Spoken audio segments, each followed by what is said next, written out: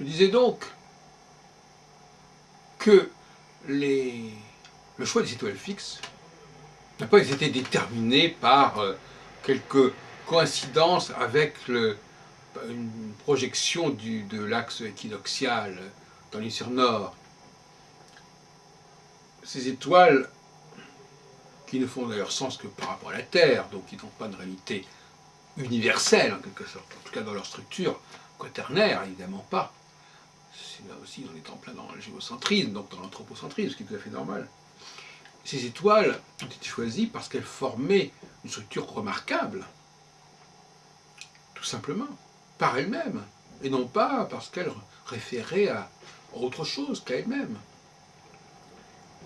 Elles sont apparues comme la représentation par excellence du cosmos, du firmament, en dialectique avec évidemment les planètes, et notamment au moins une planète qui devait donc circuler dans le zodiaque, sur l'écliptique en tout cas, et un écliptique qui était justement divisé en quatre par les 4 étoiles fixes royales. Alors ça c'est un autre paradigme, si vous voulez, quelque part, c'est-à-dire, mais qui ne se comprend que par rapport au précédent exposé que j'ai fait. C'est-à-dire qu'effectivement, c'est la subjectivité humaine qui crée l'astrologie, qui donne du sens à l'astrologie et qui donne du sens à l'astronomie.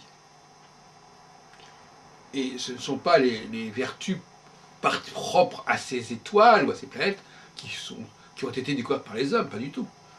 Les seules vertus qu'ont ces planètes ou ces étoiles, c'est d'exister, d'avoir un certain mouvement, une certaine visibilité, d'avoir des chiffres qui font sens et qui peuvent être mis en rapport avec d'autres chiffres. En gros, il y a toute une numérologie derrière tout ça, une géométrie de l'espace.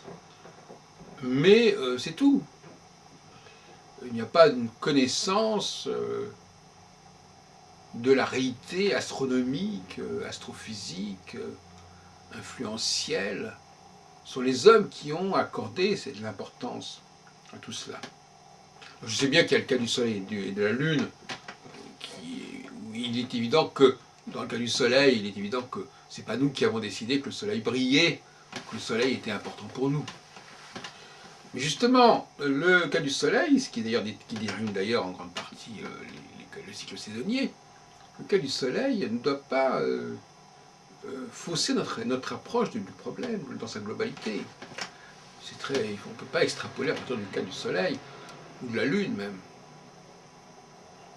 Mais il est clair aussi que l'importance accordée au Soleil et à la Lune ne vient pas spécialement de la réalité astronomique, on peut dire de l'importance qu'ils auraient astronomiquement, mais dans l'absolu, mais du fait qu'ils constituent un phénomène intéressant, encore une fois visiblement intéressant, visuellement intéressant, et que par conséquent on a décidé de lui accorder de l'importance, par commodité, ni plus ni moins.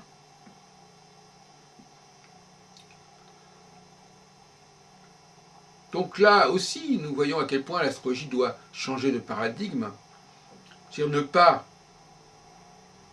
Parce que l'astrologie actuelle, elle continue à penser que l'astronomie dont elle a besoin serait une astronomie qui existerait par elle-même.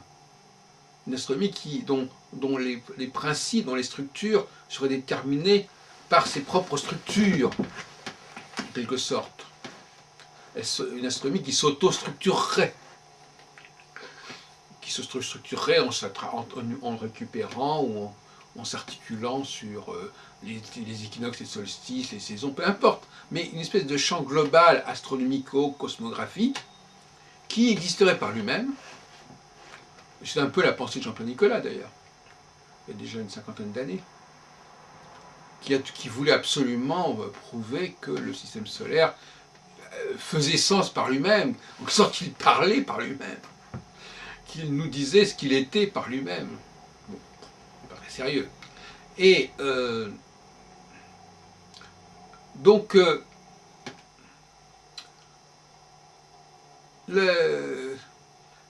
les idées de Christine Hardy, sur ce point, ne sont pas nouvelles. Par rapport à l'astrologie est un peu, à mon avis, et a servi un petit peu de science pilote à ce niveau-là.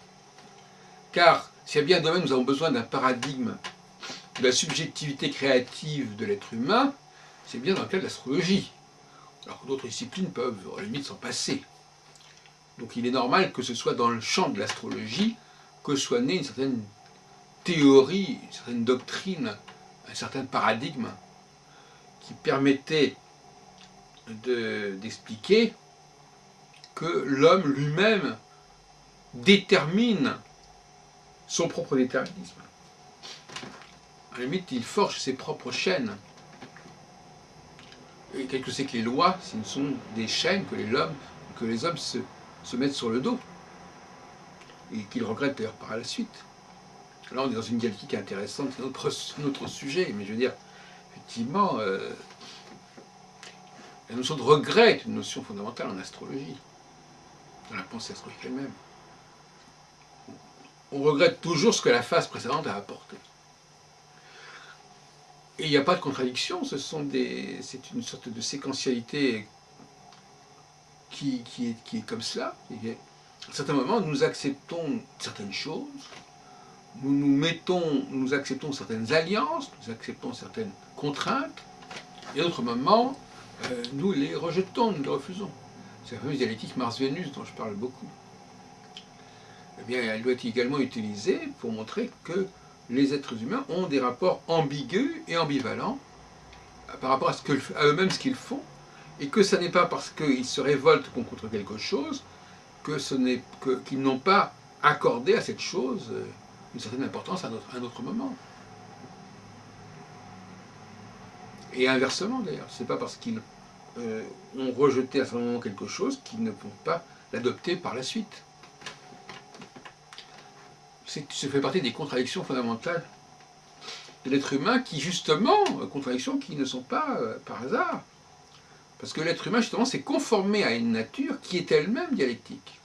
Le jour et la nuit, c'est pas la même chose. Si l'homme s'est conformé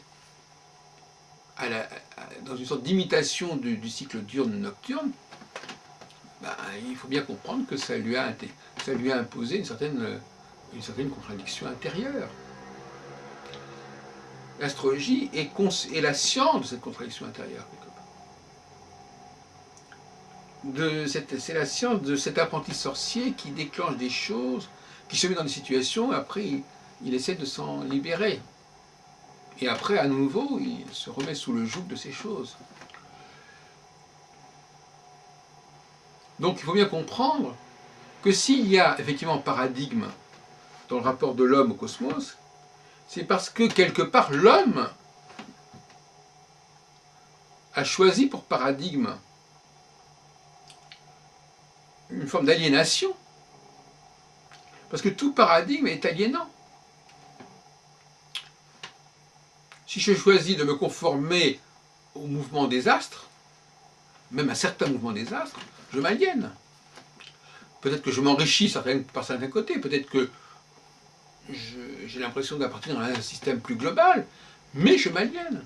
Et par conséquent, à un moment donné, eh bien, je voudrais me désaliéner. D'où l'ambiguïté par rapport à l'astrologie elle-même. D'où le fait que l'astrologie soit rejetée et acceptée enfin, dans un rapport assez complexe. C'est la même chose.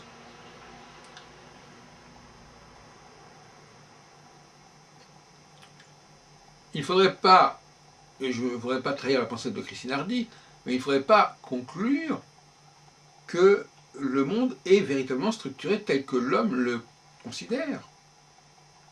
Le monde il n'y a que l'homme qui change par rapport à cette transformation de sa lecture du monde. L'homme ne peut transformer du monde que lui-même. Il ne peut pas imposer sa transformation du monde à un chien, à un éléphant, n'importe quoi. Pour les autres, pour ceux qui ne sont pas des hommes, l'homme est impuissant. Et ces non-hommes sont directement, alors eux, par contre, ils sont directement sous la domination des astres. Mais en même temps, comme ils ne s'y sont pas investis profondément, et bien d'une certaine manière, ils n'en ont pas à subir le poids non plus. Le poids, tout un ensemble de significations, de contraintes que l'homme s'est infligé à lui-même, mais que ceux qui sont indifférents au cosmos ne se sont pas infligés. Donc, quelque part, l'astrologie nous donne des chaînes que nous avons nous-mêmes décidé de porter. Et en même temps, nous essayons périodiquement de nous désenchaîner. C'est ça un petit peu la condition humaine. Je vais revenir à d'autres questions paradigmatiques que celle-là.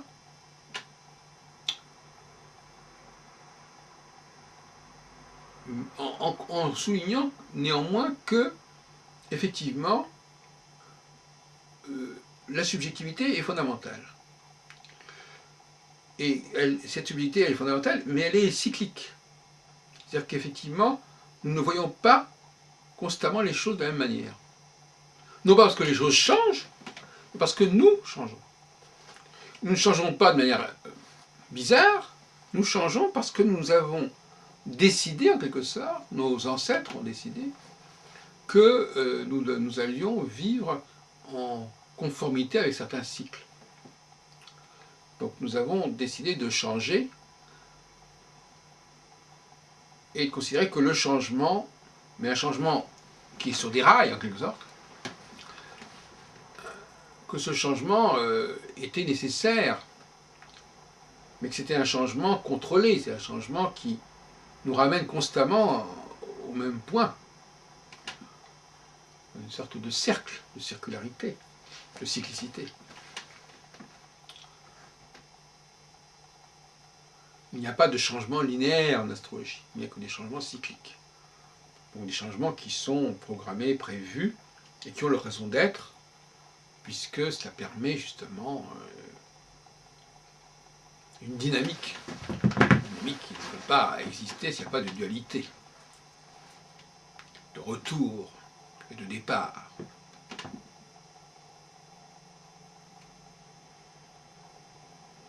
Alors, la réintégration des étoiles fixes en astrologie est fondamentale pour la restitution du paradigme astrologique.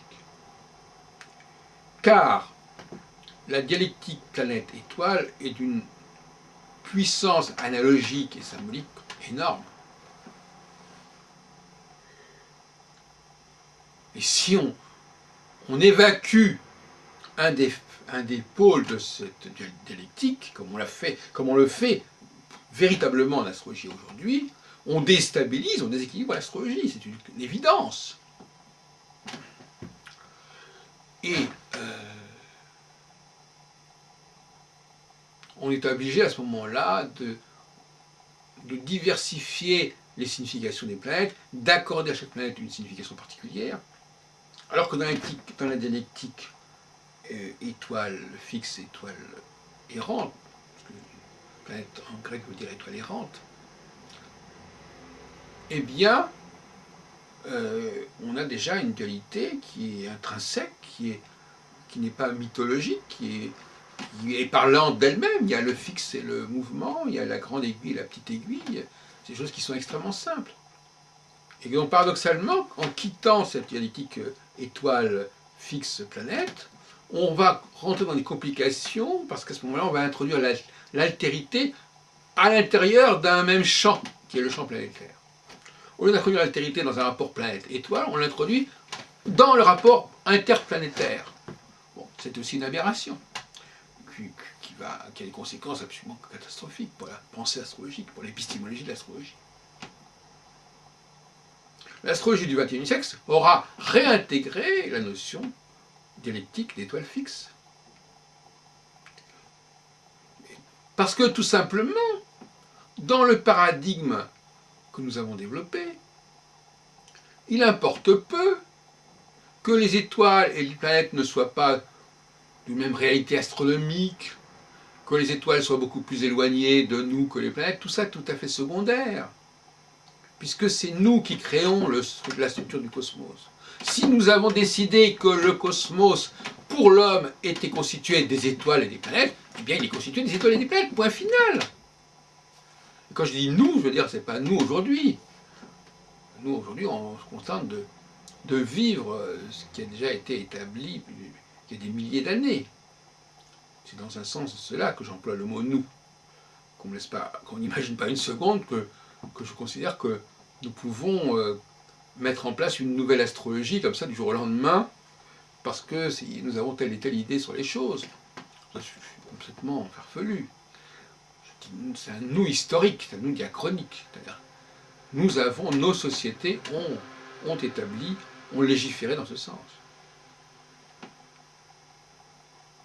Donc l'obstacle épistémologique, comme dirait Gaston Bachelard, c'est aujourd'hui de réintégrer un élément qui a été évacué, à tort, bien à tort, que sont certaines étoiles fixes, et inversement, d'évacuer toutes ces planètes transsaturniennes qui ne font que surcharger la barque planétaire, qui est encore plus déstabilisée par rapport à la partie de l'astrologie qui devrait être consacrée aux étoiles fixes. Donc il faut tirer toutes les conclusions de ce discours sur la subjectivité. Il ne s'agit pas du tout de laisser l'astrologie telle qu'elle est devenue. L'astrologie telle qu'elle est devenue est une astrologie qui s'est désubjectivisée en quelque sorte, qui s'est objectivisée. Qui s'est objectivisée en projetant sur le cosmos des choses qui n'ont rien à y voir et à y faire. Donc c'est ça, donc finalement, c'est le cosmos qui se subjectivise en quelque sorte. Enfin, c'est assez bizarre.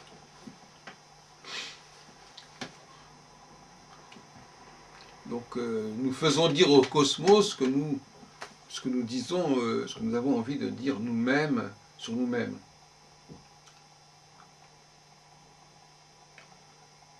Mais ne croyez pas que je suis en train de faire l'apologie de cette astromythologie, pas du tout. Pour moi, la mythologie doit être évacuée de l'astrologie. Parce que dans l'éthique planète-étoile, on n'a pas besoin de mythologie. On a des choses très simples à interpréter, j'ai une géométrie très simple, un temps très simple, pas besoin de mythologie, pas besoin de divinité. Les divinités apparaissent que parce que justement, on a une société trop homogène, je dirais en quelque sorte homosexuelle, et qui refuse l'autre, et qui refusant l'autre est amenée à se diversifier elle-même pour jouer le rôle de l'autre. Mais à ce moment-là, le rôle de l'autre, alors là, il devient carrément arbitraire, puisque je veux dire que l'autre est autre alors qu'il est comme moi. Si je dis que l'étoile fixe n'est pas une planète, c'est une évidence. Si je dis que telle planète est différente d'une autre planète, bon, c'est une évidence aussi, mais en tant que planète, elle a le même profil. On est obligé donc de couper le jeu en quatre en disant oui, mais cette planète-là, elle va s'appeler comme ceci, cette planète s'appeler comme cela. Donc il y a déjà une dérive là qui se produit.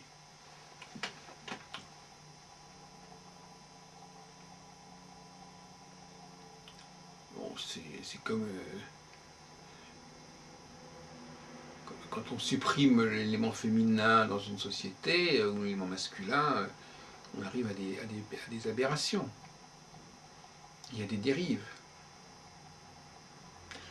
Alors je voudrais parler d'autres paradigmes qui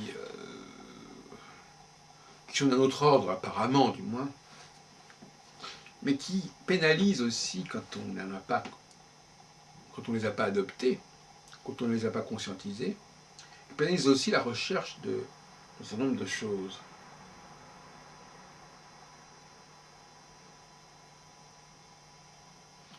Alors, je crois pouvoir dire que j'ai également contribué à l'élaboration de nouveaux paradigmes dans le domaine de la recherche textologique, c'est-à-dire dans la recherche historique. en dehors de toute considération astrologique, même si ça s'adresse à des questions liées à l'histoire de l'ésotérisme, notamment l'histoire de l'astrologie et de l'alchimie. Bon. Mais c'est un autre problème. Mais là encore, il faut changer de paradigme. C'est pas complètement indifférent, puisque les paradigmes liés à l'histoire de l'astrologie sont également intéressants au niveau des paradigmes liés à la réalité elle-même de l'astrologie. Il y a un lien très particulier entre histoire de l'astrologie et ontologie de l'astrologie et genèse de l'astrologie.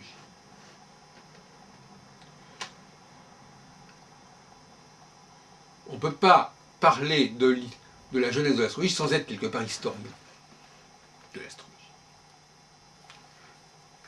L'astrologie, des manières générales, la science humaine en général, sont tributaires de la démarche historique. Celui qui n'est pas capable de restaurer, de restituer le système dans sa formulation la plus claire, il véhicule un système qui est opaque. Et le grand problème des astrologues, c'est qu'ils véhiculent des choses très opaques, qu'ils ne comprennent plus. Et qui d'ailleurs ne sont même plus compréhensibles, jusqu'à une certaine mesure, parce qu'elles ont été corrompues, déformées, perturbées.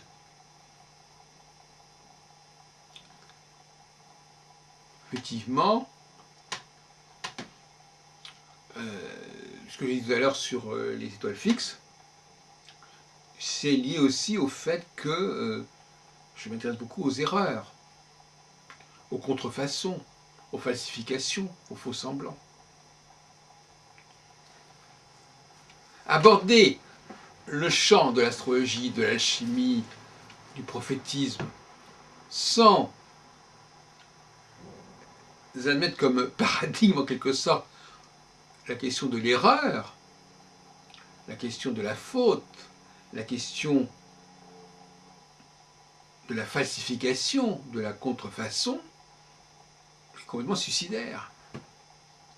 Ces domaines sont tout ce qui est dans le domaine de l'hermétisme en général, au sens le plus large, de l'ésotérisme, au sens de l'école pratique d'autres études, 5e section.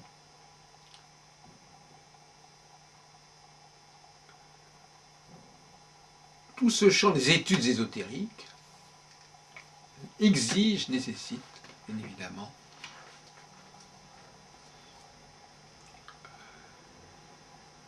de pister, de traquer, de retrouver les traces de tout un ensemble de déperditions, de corruption, d'erreurs d'interprétation, de malversation.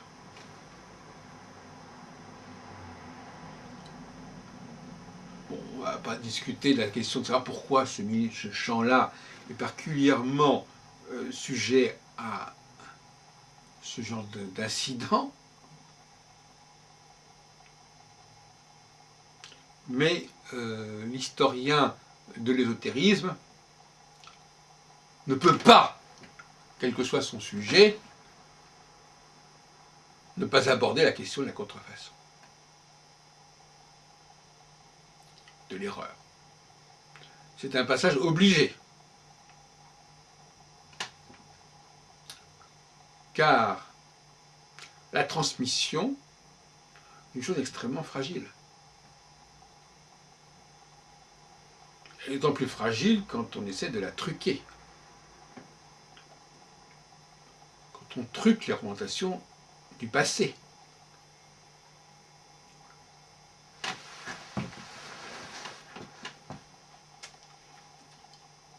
Cette façon de relire le passé est intéressante. Là, on pourrait parler de subjectivité aussi, d'une certaine manière. Mais alors là, c'est un problème de déontologie. Est-ce qu'on a le droit d'inventer son propre passé? Est-ce qu'une discipline a le droit d'inventer son propre passé?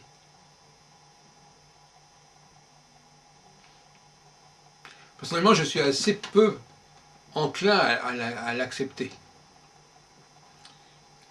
Et en même temps,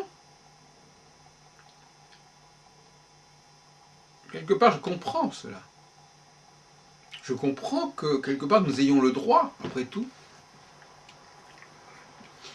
de décider que les choses sont comme elles sont et pas autrement.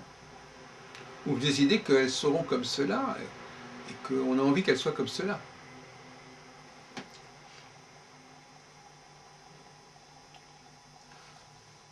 Et en même temps, le grand danger, c'est d'introduire de fausses représentations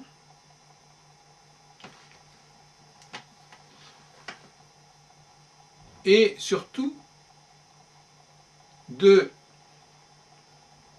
fausser les choses.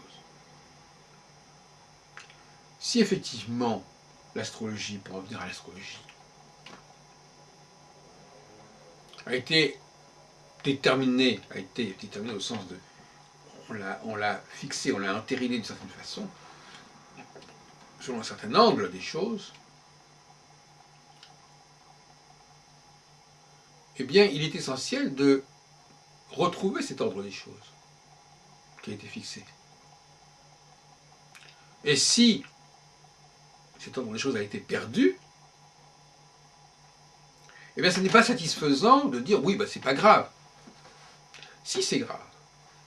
Parce qu'une certaine manière, cet ordre des choses, il continue à exister en nous, et même si nous disons des choses complètement décalées par rapport à cet ordre de choses, finalement, ça crée une dualité entre le discours et la réalité. Et c'est un peu le drame de l'astrologie. Le drame de l'astrologie, c'est qu'il y a un discours astrologique et une réalité astrologique. Et les deux ne coïncident plus du tout. Autrement dit, notre appréhension expérimentale intérieure de ce qui se passe en nous, de cyclique, ne correspond pas à ce que l'astrologie en dit. Ce qu'une certaine astrologie de nos jours en dit. Et notre objectif à nous, c'est justement de réaligner le discours astrologique sur la réalité astrologique. Comment faire cela? Eh bien, en partant d'une certaine réalité humaine, d'en percevant la cyclicité, il faut en percevoir la cyclicité, et à partir de ce moment-là, voir quels sont les facteurs cosmiques qui ont pu être utilisés pour gérer cette cyclicité, et même pour la constituer. C'est en partant de l'humain qu'on peut retrouver comment le monde est structuré par les hommes. Et non pas en partant du cosmos, et encore moins en partant de la tradition astrologique. Donc là, il y a un problème de méthodologie. Il faut partir de l'humain.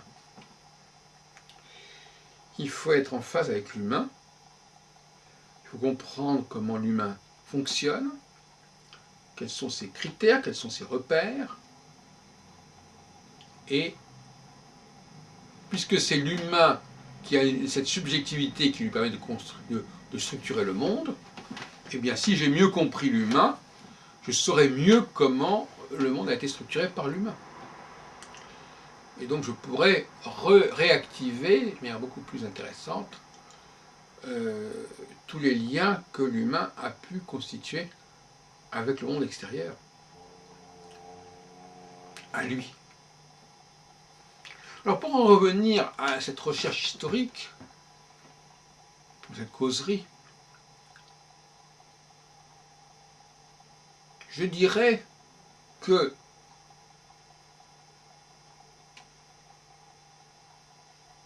en histoire, il faut être extrêmement humble. Dans le sens où il faut être disposé à reconnaître qu'il qu'il y a beaucoup de choses qui se perdent en cours de route. Et que ce qui nous parvient, ce qui en est conservé dans les bibliothèques, sur les monuments, n'est qu'une petite partie de ce qui a existé.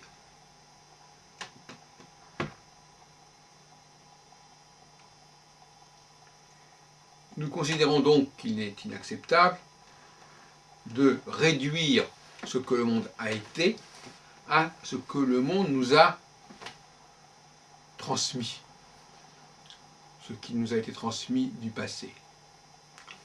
Ce qui nous a été transmis du passé, ce sont des bribes. Je reprendrai la formule, la carte n'est pas le territoire, au sens de dire que les textes qui nous sont parvenus n'épuisent pas l'ensemble de ce qui a pu exister, et même l'ensemble des textes qui ont pu exister. Mais cette fois-ci,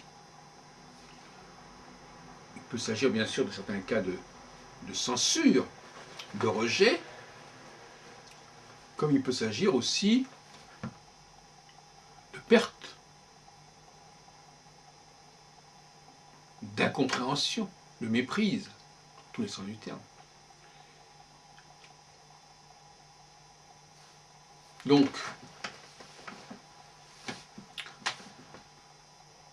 à partir du moment où on a pris conscience de ces limites de la recherche historique, mais qui ne sont pas vraiment des limites, mais il faut prendre des précautions. Je trouve qu'il y a beaucoup d'historiens qui ne prennent pas assez de précautions, qui ont une vision trop factuelle de ce qui nous est parvenu, et pas assez raisonnée. Alors là aussi, on va nous dire, oui, mais vous comprenez, si même dans le domaine historique, il faut élaborer des théories, des thèses, selon des logiques complexes, etc., où va-t-on? C'est vrai qu'il y a beaucoup d'historiens qui ne sont pas du tout doués pour ce genre de recherche. Et n'étant pas doués, eh bien, ils occupent beaucoup trop de place. Or, à partir du moment où il y a des lacunes, il faut forcément pallier par de la logique, pallier par de l'extrapolation, pallier par un nombre de critères et de méthodes. Par exemple, considérer, comme je le pense, comme je le fais, que certains documents ne parviennent pas forcément dans l'ordre où ils se sont présentés pour la première fois.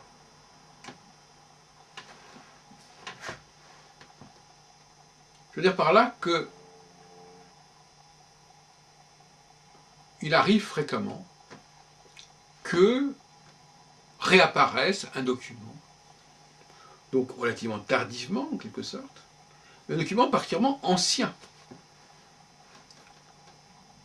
Quelque chose de très ancien peut réapparaître beaucoup plus tard que quelque chose de beaucoup moins ancien.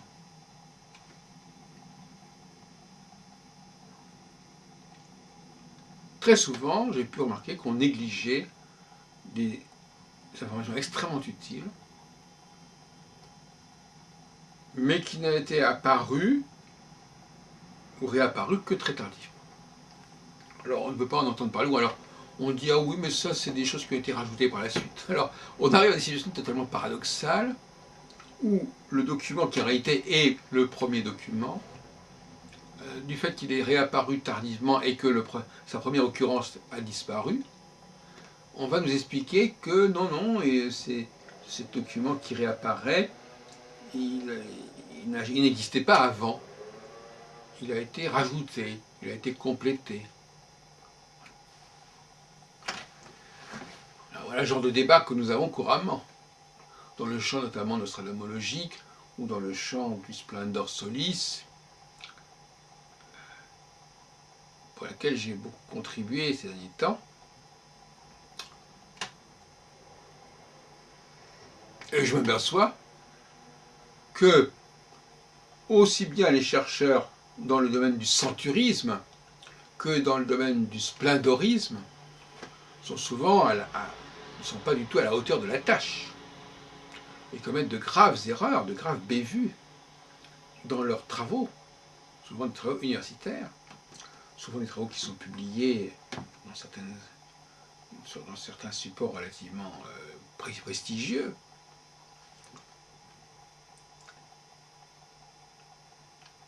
Parce que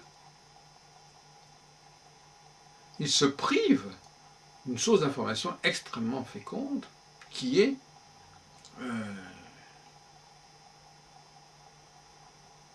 la résurgence tardive de certains documents premiers. Voilà un paradigme méthodologique que je mets en place, c'est-à-dire je dis, eh bien non, il faut classer les documents non pas d'après leur date d'apparition ou de réapparition, mais d'après leur évolution.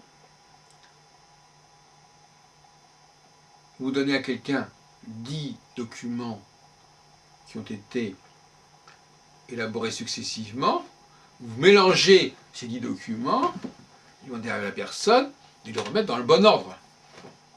Si elle en est capable, elle est un bon historien. Si elle n'est pas capable, elle n'est pas un bon historien. Maintenant, si la personne, pour pouvoir les resituer dans l'ordre, a besoin de regarder les dates qui sont indiquées sur les documents, c'est pas très malin non plus. Hein. Bon, donc ça ne va pas très loin. Donc il faudrait donc que les historiens soient formés à classer les documents selon une chronologie objective et non pas simplement sur la chronologie telle qu'elle est indiquée sur les pages de titre ou sur les colophons, ce qui n'est pas du tout fiable. Parce que justement, le propre d'un document antidaté, c'est justement qu'on met des dates fausses, et qui permettent de brouiller les pistes ou de conférer à un document une antiquité qu'il n'a pas, une préséance ou un précédent. Alors, je ne vais pas rentrer dans le détail de mes travaux sur ces sujets-là, mais je dis simplement que là, nous avons une communauté de chercheurs tout entière qui est pénalisée par une méthodologie dépassée, ringarde.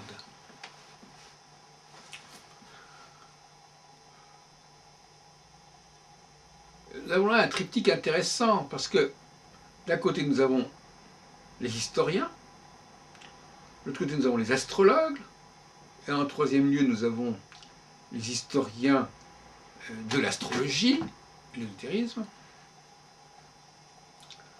et ces trois personnages, si on peut dire, eh bien, ils sont un petit peu tous les trois bancals. Hein? C'est un peu la fable de l'aveugle et du paralytique. On pourrait même mettre un troisième larron.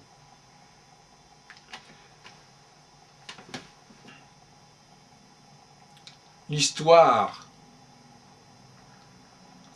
et ça c'est aussi un truc intéressant, parce que beaucoup d'astrologues veulent fonder l'astrologie sur l'histoire.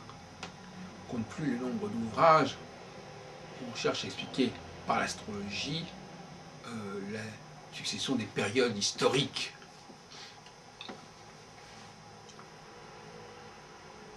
Ça me paraît tout à fait un leurre.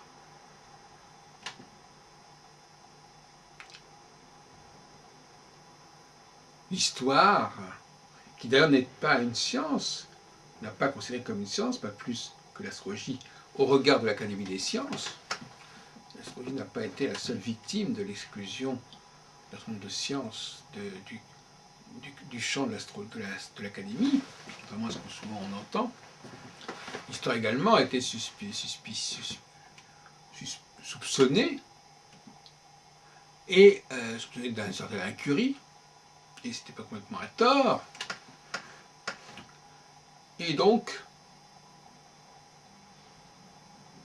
l'histoire a bon dos pour valider l'astrologie les grandes fresques astrologiques, où on trouve à peu près ce qu'on veut et on met ce qu'on veut.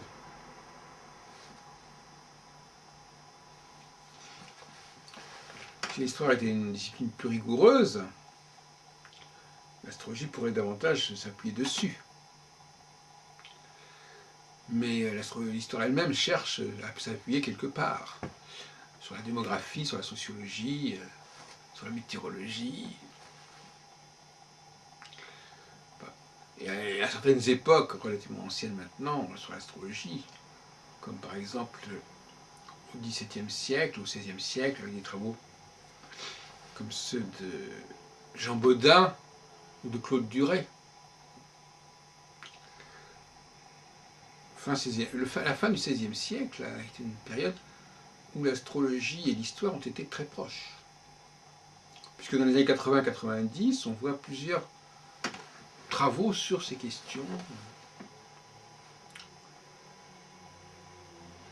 paraître en France, notamment dans la République de Jean Bodin, mais aussi dans le traité de Duret. Quand je renvoie, j'ai fait un article qui est sur Internet à ce sujet, dans le cadre de la Bibliotheca Astrologica du site Espace Nostradamus de Robert Benazra. Et il y a déjà quelques années d'ailleurs. Et donc l'astrologie est entourée de l'histoire qui est quelque chose quand même qui n'est pas d'une très grande fiabilité, parce que c'est un petit peu un musée, il y a des choses qui nous parviennent, d'autres choses qui ne nous parviennent pas. Nous sommes beaucoup plus à notre aise dans le présent que dans le passé, de toute manière. Et ceux qui sont capables d'aller dans le passé, dans le futur, c'est une exception, c'est une élite. La plupart des gens ne sont à leur aise que dans le présent, à quelques mois près. Le retour dans le passé, pour restaurer le passé, pour compléter le passé, c'est tout à fait, pour beaucoup de gens, c'est totalement utopique. Aussi utopique que déterminer l'avenir. Bien que l'avenir, tôt ou tard, on va le vivre, en fait. On peut faire attention à ce qu'on va vivre. Donc le passé, c'est le passé. Mais si on est suffisamment exigeant, pas de raison que le passé soit fondamentalement différent du présent. Et s'il apparaît différemment, c'est qu'il y a quelque chose qui ne va pas, qui s'est détérioré. On ne peut constituer le passé que à la lumière d'une anthropologie cohérente qui fait qu'on se dit, ben là, il y a quelque chose qui ne va pas, quelque chose qui manque. Ça n'a pas pu se faire de cette façon. Ça n'a pas pu se succéder de cette façon. Si on n'a pas cette exigence de ce qui peut raisonnablement se succéder ou pas, on ne peut pas être un bon historien.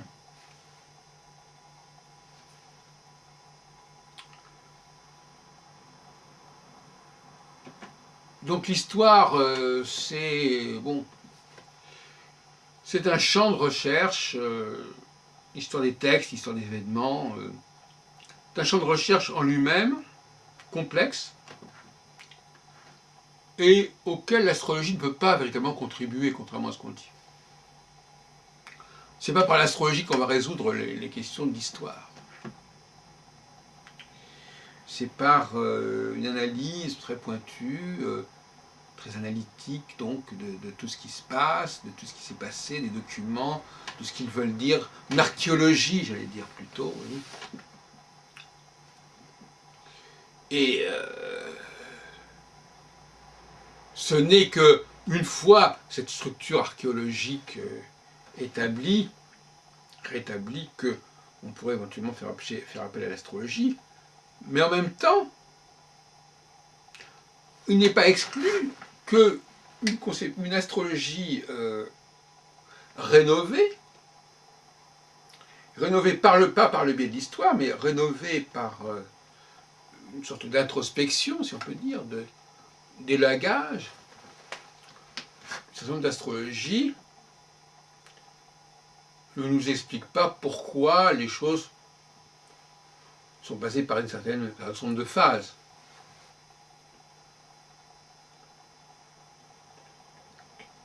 inévitablement, à un moment donné, les choses basculent.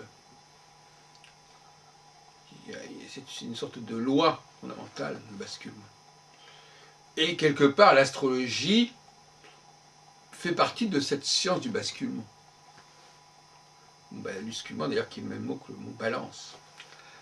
Donc ce basculement, de phase en phase, ce basculement dialectique, il est évidemment en phase avec l'astrologie. Mais comme l'astrologie aujourd'hui est devenue une espèce d'usine à gaz, c'est plus tout à fait ça. Donc je parle d'une astrologie rénovée, réformée, et non pas l'astrologie actuelle, sous sa forme présente. Donc,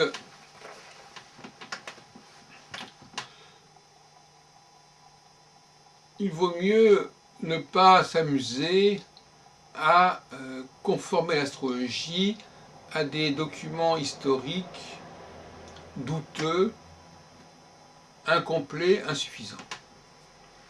Ce qui est presque toujours le cas. Et surtout le cas de ceux qui sont ignorants, de ceux qui ne sont pas spécialistes. Parce que déjà les spécialistes ont des problèmes. Alors ceux qui ne sont pas spécialistes, ils prennent un certain nombre d'images d'Épinal pour argent comptant. C'est incroyable à quel point le nombre de gens qui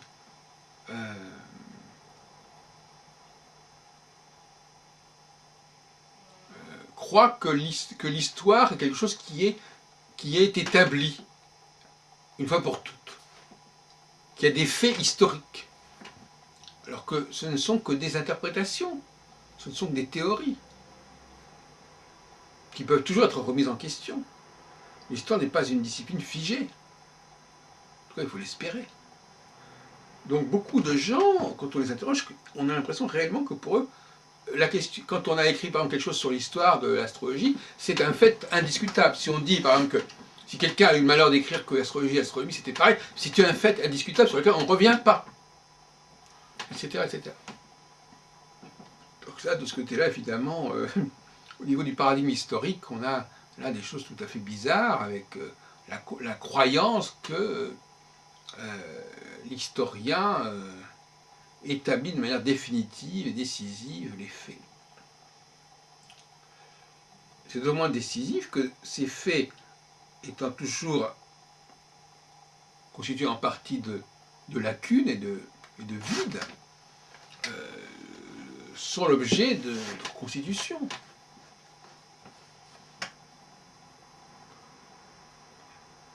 Et qui ne peuvent être suivis que par des spécialistes de cette question.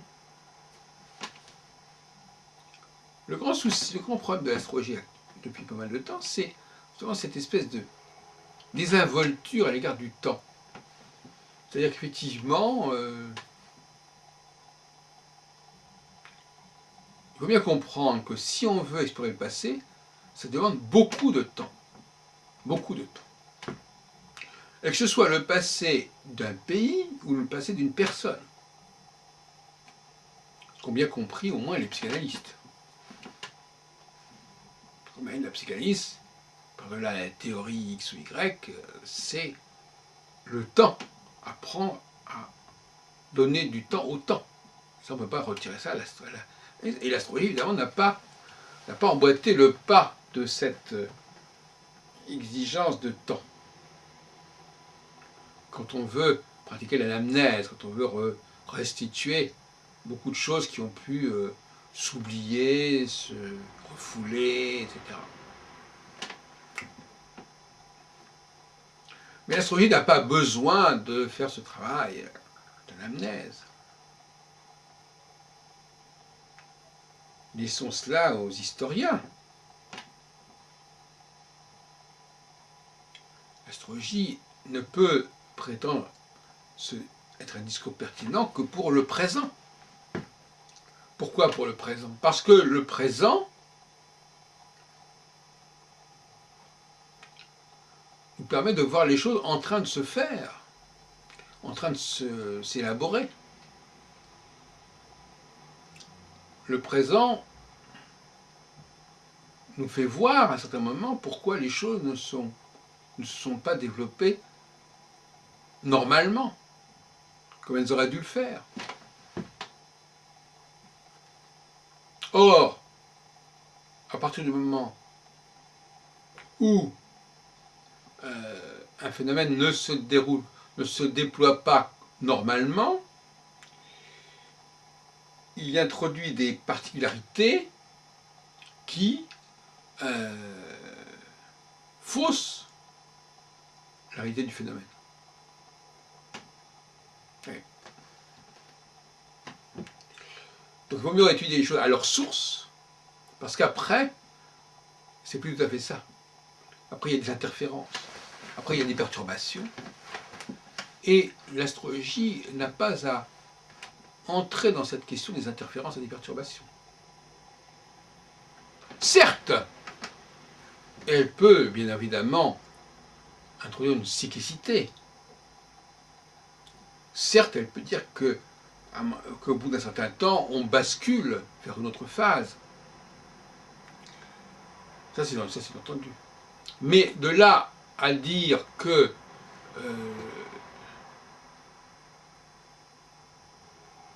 l'astrologie est responsable de ce qui s'est passé, de ce qui s'est produit, il y a une marge énorme. Il y a un fossé. La seule évolution qui fasse sens en astrologie, c'est l'évolution astrologique. Au sens le plus clair du terme, c'est-à-dire selon des schémas cycliques très clairs, très simples. En revanche, tous les autres changements qui peuvent se produire sont extra-astrologiques et n'ont pas à être intégrés dans la pensée astrologique et non pas à être explicités par la pensée astrologique.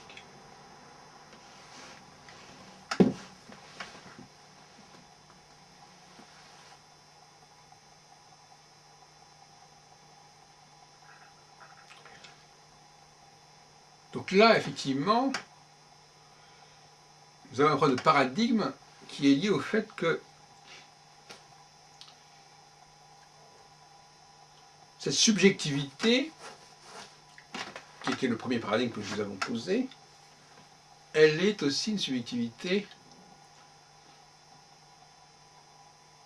d'un être humain qui finalement n'est vraiment à son aise que dans le présent, dont l'intelligence ne peut véritablement fonctionner que dans le présent.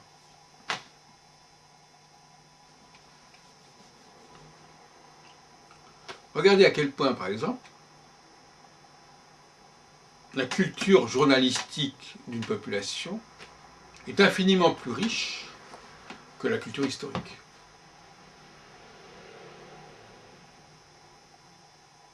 Les gens sont pleinement en prise sur le présent. Ils comprennent pleinement ce qui s'y passe. Ils ont en tout cas une information considérable qui est d'ailleurs véhiculée notamment par les médias. Mais vous les interrogez sur ce qui s'était passé il y a 10 ans, il y a 20 ans, il y a 15 ans, il y a 40 ans, ils ne savent presque plus rien. Et ce qu'ils en savent n'a qu'une valeur très relative. Parce que ce sont des souvenirs un petit peu dépareillés, éclectiques. Comment voulez-vous travailler avec ça? Il y a une espèce de hiatus entre la richesse de notre culture du présent et la pauvreté de ce qu'il en reste dans notre mémoire. Justement, à propos de la vidéo, quel décalage entre ce dont nous nous souvenons et de la vidéo qui a pu être prise de ce dont nous nous souvenons. C'est hallucinant, on s'aperçoit à quel point on appauvrit, on contracte le passé, puisqu'après on peut voir, on parle de tel événement qui a eu lieu il y a tant d'années, on croit qu'il s'est passé ceci, on croit que c'est ça qui a joué, en fin de compte, quand on voit les vidéos, on voit tout à fait autre chose. Donc les vidéos, c'est une sorte de façon de revivre au présent.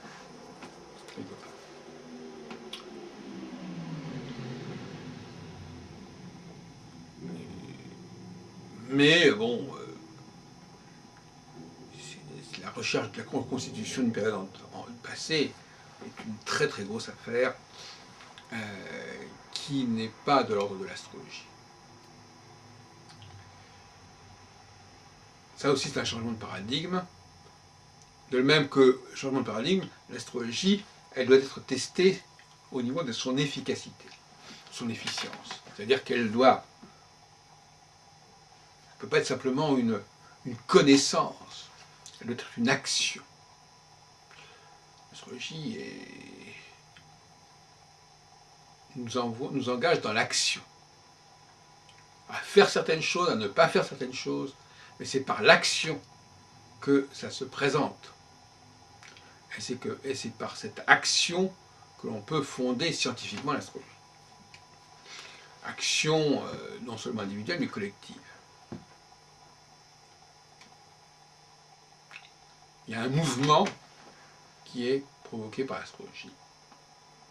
Un mouvement qui fait que certaines choses sont remises en question, que certaines choses sont rejetées,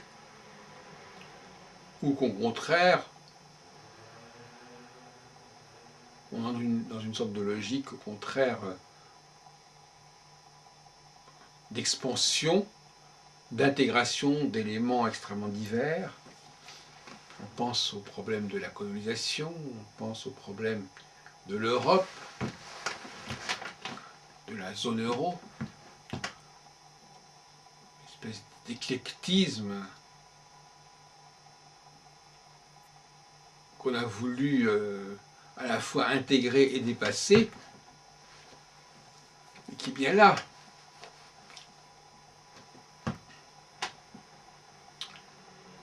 Et puis, il y a forcément une espèce de retour de bâton, c'est-à-dire qu'à un moment donné, eh bien,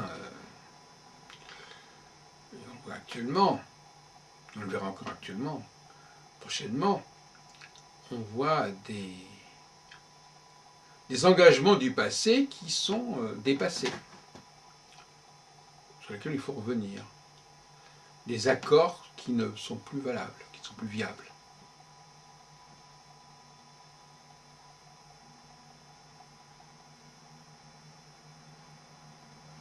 Alors, peu importe ce qui s'est passé, le fait est qu'à un moment donné, voilà, on est dans un présent, dans ce présent, il y a des choses qu'on ne supporte plus, par exemple, qu'on veut évacuer, et l'astrologue est là pour nous dire que c'est le moment de le faire, par exemple.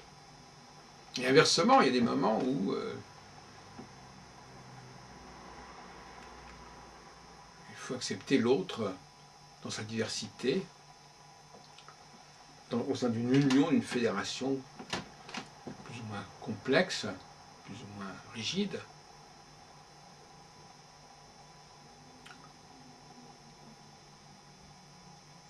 Et là aussi, il y a une logique d'annexion, d'aliénation, qui, bien évidemment, est assez caractéristique et donc peut être effectivement observée. Mais ce que je veux dire, c'est que, effectivement, nous astrologues, on est censé travailler dans le moment. Qu'est-ce qu'on peut faire? Qu'est-ce qui est le mieux à faire aujourd'hui, en ce moment? Ou qu'est-ce qui n'a pas encore été fait et qui doit l'être prochainement et urgemment?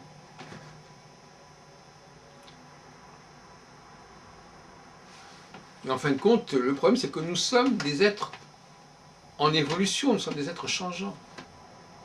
Nous sommes constamment en train de nous renier. Au nom d'une unité que l'on prétend avoir, on se renie. Parce qu'en fin de compte, on devrait plutôt dire, ben oui, à un moment donné, je pensais comme ça, et puis maintenant, je pense plus comme ça. Voilà, voilà. À un moment donné, je pensais que c'était bien de faire ça, et puis maintenant, je pense plus. Il faut avoir le courage de dire. Et là, on a un paradigme aussi, parce que moralement, c'est légitime de dire que les choses ne sont plus... C'est qu'elles sont plus... que nous, subjectivement, nous ne vivons pas, nous ne la voyons plus de la même manière, puisque les choses ne sont pas en elles-mêmes. Elles ne sont que perçues à travers un certain prisme. Donc, c'est compliqué, puisque finalement, dire que nous ne voulons plus quelque chose, c'est parce que quelque part, nous voulons voir le monde autrement. Nous voulons une autre déontologie, une autre éthique. Il y a un choc des éthiques en nous-mêmes. Ça ne veut pas dire qu'à tout moment nous sommes dans cette contradiction, mais que dans notre vie, il y a des périodes qui neutralisent et contredisent les périodes précédentes. Bon, même parfois, éventuellement, nous oublions cela. Nous voulons nous convaincre d'une certaine unité, et en fait, nous ne sommes pas porteurs en même temps de ces forces. Parce que là, ça voudrait dire qu'il y a des espèces de tensions entre ces forces. Non, en réalité, ces forces, elles ne cohabitent pas. Elles se succèdent, elles alternent, mais elles ne cohabitent pas. Elles peuvent cohabiter à un moment du passage de relais, de succession, mais globalement, elles ne sont pas vouées à cohabiter.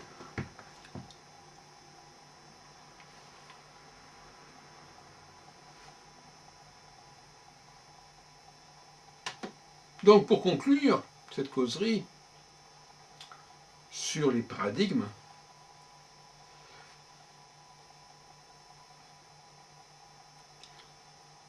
on aura bien compris que la subjectivité est fondamentale. Le monde n'existe que par le prisme de notre subjectivité.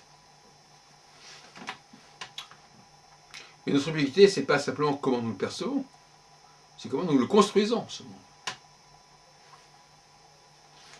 C'est une subjectivité constructrice, inventrice, structurelle, structurante.